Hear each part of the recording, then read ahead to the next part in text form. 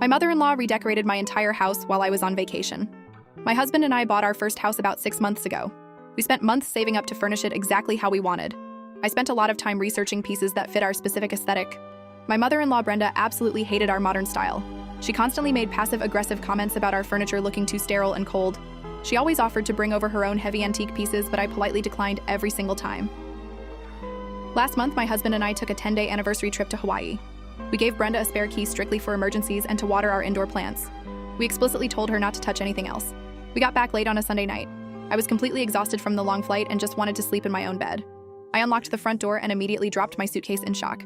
The entire living room was completely unrecognizable. Brenda had literally hired a moving crew while we were gone. She threw out our brand new expensive minimalist sofa, our glass coffee table, and our custom rug. She replaced everything with her own massive floral couches, dark heavy wooden end tables, and extremely outdated lamps. She even took down my framed artwork and hung up her own tacky family portraits on my freshly painted walls. I was absolutely furious. I called her immediately. She picked up the phone sounding incredibly proud of herself. She cheerfully said she wanted to surprise us with a housewarming gift and make this space feel like a real cozy home. She casually admitted she donated all of our original furniture to a local thrift store because she thought it lacked character. I did not yell. I made my voice incredibly cold. I told her she had exactly 1 hour to come collect her garbage before it ended up on the street. She started crying fake tears and told my husband I was being incredibly ungrateful. My husband completely took my side.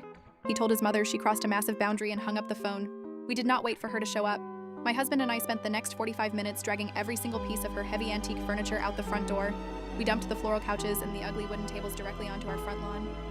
Brenda pulled into the driveway just as we were tossing the last ugly lamp into the grass. She got out of her car screaming about how we were ruining her expensive family heirlooms. I looked her dead in the eye and demanded a check for the $5,000 worth of custom furniture she illegally gave away. I told her if the money was not in my account by Tuesday morning, I was filing a police report for grand theft and destruction of private property. She looked completely terrified. She finally realized she had zero control over our marriage or our home. She frantically loaded her furniture into a rented truck the next morning. She wired the exact amount of money to my bank account 2 days later. We used the cash to buy even better modern furniture. We immediately changed all the locks on our doors, and Brenda is permanently banned from ever stepping foot on our property.